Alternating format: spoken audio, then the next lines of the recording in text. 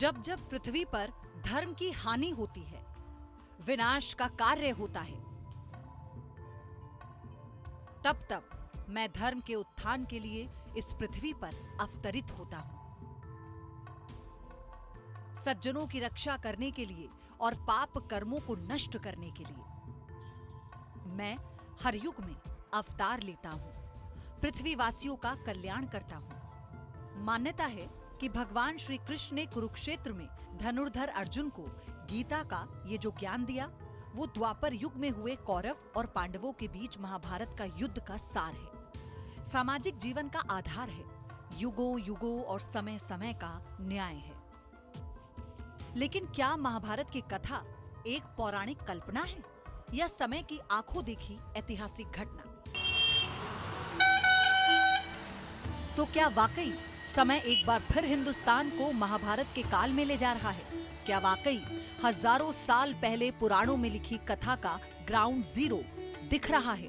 कौरवों की रची लाक्षागृह की साजिश से परिचय करा रहा है? बदलते समय के इन्हीं प्रश्नों की पड़ताल के लिए न्यूज नेशन की टीम ने रुख किया उत्तर प्रदेश के बागपत का, जहां महाभारत काल का लाक्षागृह मिला है। क्या महाभारत एक इतिहास है या फिर एक राजघराने के भीतर उपजे कलह की एक कपोल कल्पना है? क्या इतिहास के उस काल के आज भी साक्ष्य मौजूद हैं? महर्षि वेद व्यास रचित महाभारत में जिन घटनाओं का वर्णन है, क्या वो सत्य हैं? पश्चिमी उत्तर प्रदेश में यमुना के पूर्वी किनारे पर बसा एक छोटा सा शहर बागपत, जिसकी पहचान कभी बहुतेरे बाग हुआ करते थे, जिन बागों की अनगिनत संख्या की वजह से इसका नाम पड़ गया होगा व्याघ्रप्रस्थ, जो मुगल काल तक आते आते बागपत बन गया। सदियों बाद इसी आयताकार जिले को पहचान मिली 1857 के गदर आंदोलन से, जिस आंदोलन में बागपत के नौजवानों ने बढ़ चढ़कर हिस्सा लिया और अंग्रेजों के छक्के छुड़ा दिए। आज उसी कंजस्टेड बागपत की गलियों में युगों पुराना इतिहास भी दफन मिलता है। बागपत से 24-25 किलोमीटर दूर बरनावा गांव मिलता है, जिस वीरान से दिखने वाले इलाके में महाभारत काल की एक कथा जीवित हो रही है। आइए आपको लेकर चलते हैं आगे के रास्ते। तो लाक्षागृह से होती हुई गुफा, कौरवों के जानलेवा षड्यंत्र से कैसे बचे थे पांडव, क्या इसके साक्ष्य भी मौजूद हैं? इसी की पड़ताल के लिए देश की राजधानी दिल्ली से 45 किलोमीटर दूर उत्तर प्रदेश के बागपत में इस वक्त न्यूज नेशन पहुंच चुका है। और इस बागपत से 35 किलोमीटर की दूरी पर है वो लाक्षागृह जो बताता है कि इतिहास में जो घटा उसके सबूत, उसके साक्ष्य आज भी मौजूद हैं। रहस्य में आज हम इसी की पड़ताल करेंगे, हर एक जानकारी आप तक पहुंचाएंगे। बागपत की ये धरती सदियों नहीं, युगों पुरानी एक अहम घटना की साक्षी रही है। कौरवों के लालच की साक्षी रही है, पांडवों के पराक्रम की साक्षी रही है। इस धरती ने महाभारत को घटते देखा। आर्कियोलॉजिकल सर्वे ऑफ इंडिया की रिपोर्ट बताती है कि कौरवों और पांडवों के बीच हुए युद्ध में, अन्याय के विरुद्ध न्याय के युद्ध में, इसी धरती पर एक षड्यंत्र रचा गया था। षड्यंत्र लाक्षागृह का, एक ऐसा षड्यंत्र जिसमें राज परिवार की 6 जिंदगियों को भस्म कर देना था, जिस साजिश में पांडु पुत्रों को सकुशल बच जाना था। द्वापर युग के उन्हीं साक्ष्यों की पड़ताल में हमने बागपत के बरनावा का रुख किया। वही बरनावा जिसे महाग्रंथ महाभारत में वर्णावत कहा गया। उसी वर्णावत में हमारी टीम एक तिराहे पर खड़ी थी, जिसका एक रास्ता लाक्षागृह को जाता है और दूसरा उस आश्रम की ओर जाता है जिसने महाभारत के साक्ष्य को साक्षात सामने लाने के लिए लड़ाई लड़ी। तो यही वो जगह है जिसे बरनावा कहा जाता है। बागपत से अब 35 किलोमीटर की दूरी पर लगभग ये पड़ता है। हम यहाँ पहुँच चुके हैं, लेकिन उससे पहले मैं आपको बताऊं कि इधर की तरफ ये गुरुकुल है। यहाँ पर इसके 3 रास्ते जाते हैं। पहला रास्ता ये है, ये गुरुकुल की तरफ जाता है। ये गुरुकुल बहुत पुराना है, 1958 में ये गुरुकुल यहाँ पर बना था और उसके बाद से कई विवाद भी इससे जुड़े रहे, लेकिन उसके बाद से इसकी स्थापना रही और यहाँ पर छात्र हैं जो बड़ी संख्या में इस वक्त शिक्षा ले रहे हैं। यहाँ पे कई ऐसे साधु संत हैं, पुराना इतिहास रहा है और लाक्षागृह से उनका कैसा कनेक्शन है ये भी आगे हम आपको बताएंगे। लेकिन उसी के साथ एक रास्ता जाता है ये ठीक गुरुकुल के सामने ये जो रास्ता है ये जा रहा है लाक्षागृह की तरफ, लेकिन जब इसमें थोड़ा सा आप आगे बढ़ेंगे तो सीधे हाथ पर वो नदी है जहां पर सुरंग आगे जाकर निकली थी, जहां से पांडव नदी की तरफ पहुंचे थे सुरंग के जरिए। तो आइए आपको लिए चलते हैं और देखते हैं इसका रहस्य क्या है और क्या वाकई ऐसे साक्ष्य मौजूद हैं जो द्वापर युग में महाभारत का जो इतिहास रहा है उसकी गवाही दे रहे हैं, उसके सबूत यहाँ पर है। बरनावा के इस सुनसान इलाके में 1988 में ये आश्रम बना, जो महाभारत काल की साक्षी रही इस धरती पर होने के लिए खुद को धन्य मानता है। लाक्षागृह तो प्राचीन है, ये 5500 वर्ष हो गई। ये विद्यालय है 1978 से, और इससे पहले ये आश्रम रूप रहा है। पूर्व जन्म के श्रृंग ऋषि ब्रह्मचारी कृष्णदत्त राजा दशरथ के यहाँ जिन्होंने पुत्रेष्टि याग किया था, उन्होंने इस गुरुकुल की स्थापना की है। बचपन से वो संस्कृत बोलते थे, जब से बच्चा बोलना सीखता उसी समय से ही। वो पहले हिंदी बोलते थे, फिर संस्कृत बोलते थे।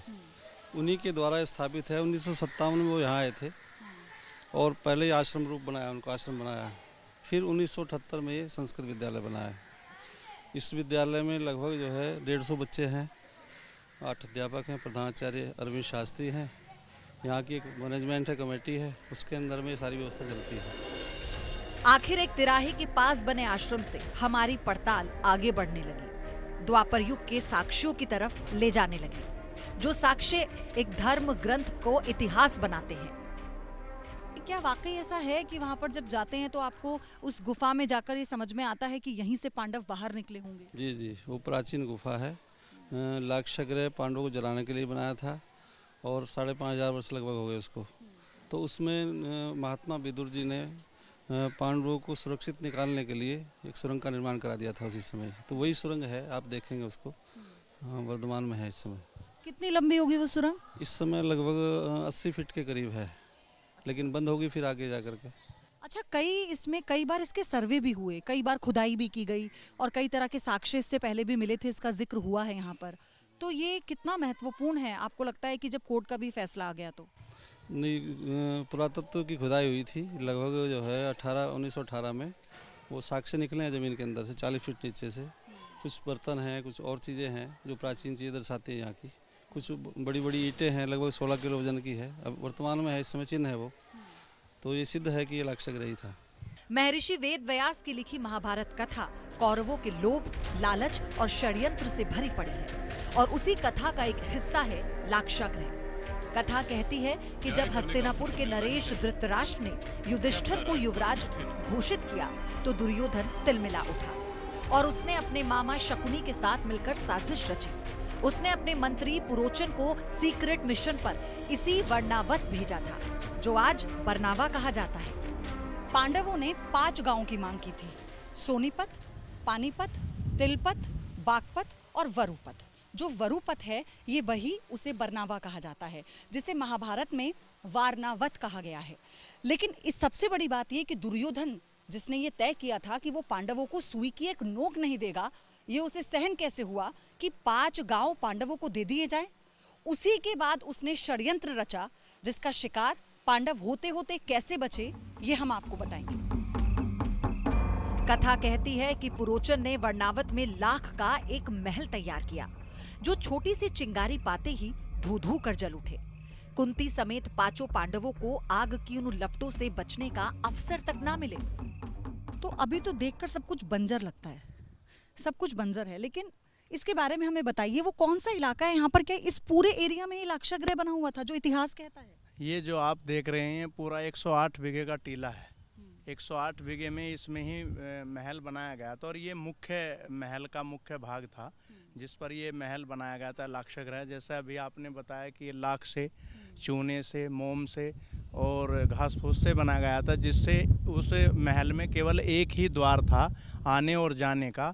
और जैसे ही पांडव यहाँ पर रात्रि में विश्राम कर रहे हों तो विश्राम करते करते और अग्नि लगा दी जाए, और अग्नि लगा करके वो भस्मीभूत हो जाए। कथा है कि पांडव अपने प्रिय गांव वर्णावत में माता कुंती के साथ मेला देखने निकले थे, और सौतेले भाई के भेजे मंत्री पुरोचन के बनाए भव्य महल को देखकर अभिभूत हो उठे। लेकिन इस साजिश को विदुर ने भांप लिया, और युधिष्ठिर ही नहीं, भीम, अर्जुन, नकुल, सहदेव को भी सावधान कर दिया। कथा कहती है कि पांडवों ने इस साजिश का जवाब कुछ अलग ही अंदाज में दिया। कौरवों की साजिश में महल जलकर खाक हो गया और पांडव एक सुरंग से बाहर निकल गए। दावा किया जाता है कि बरनावा में मिली सुरंग वही सुरंग है जिसने हस्तिनापुर के धर्म युद्ध को नया मोड़ दिया। आप बता रहे थे कि जितने भी ये पत्थर यहाँ पर पड़े हैं ये उसी इतिहास की गवाही दे रहे हैं। इन्हें भी एक पुख्ता सबूत के तौर पर पेश किया। बिल्कुल, इनको पुख्ता सबूत के तौर पर पेश किया गया है। ये उस समय की गवाही दे रहे हैं। ये पत्थर हैं और ये पत्थर यहीं पर बैठ कर के भीम अर्जुन सभी यज्ञ किया करते थे, हवन जिसको आजकल कहते हैं, हवन किया करते थे। और यहाँ पर जो था बहुत से सबूत आप देख सकते हैं। यहाँ की मिट्टी देख सकते हैं। मिट्टी अगर आप खोदेंगे तो वो जले हुए के निशान मिलेंगे। दूसरा आपको जो था यहाँ पर और भी बहुत से निशान मिले हैं, जैसे कि यहाँ से ASI के सर्वे में आया है कि तलवार भी मिली है, मृदभांड जिसे मिट्टी के बर्तन बोलते हैं वो भी मिले हैं। दूसरा मानव कंकाल मिला है, कुत्ते का कंकाल भी मिला है। और भी बहुत से सबूत है जो ये चीख चीख करके कह रहे हैं कि महाभारत काल की भूमि है। कथा है कि विदुर के भेजे एक भरोसेमंद मजदूर ने दुर्योधन के छल पर पानी फेर दिया। उसने रातों रात महल से बाहर निकलने के लिए सुरंग खोद डाली और दिन रात चौकन्ना रहने के बावजूद पुरोचन को इसकी भनक तक नहीं लगी। वो सुरंग आज भी द्वापर युग की साक्षी है। दरअसल लाक्षागृह ये जो पूरा इलाका है 108 बीघे का एक टीला है और यहाँ पर ये जो एरिया आप देख रहे हैं ये हम जा रहे हैं उस गुफा की तरफ जहाँ से निकलकर पांडवों ने अपनी जान बचाई थी। लेकिन चूंकि जहाँ लाक्षागृह होने की बात कही जाती है, जिसका रहस्य अभी आपको हम दिखा रहे थे, वहाँ पर इतने वर्षों बाद मिट्टी का इतना धसाव हुआ है कि वहाँ से जो गुफा की एंट्री है वो पूरी तरह से बंद हो चुकी है। लेकिन गुफा कहाँ तक जा रही है वो आपको हम बताएंगे। यहाँ से 2 किलोमीटर दूर एक गाँव है, बाणगंगा उसे कहा जाता है, जहां पर ये गुफा बाहर निकले थे पांडव इस गुफा से। तो चलिए आपको लिए चलते हैं उसी रास्ते से।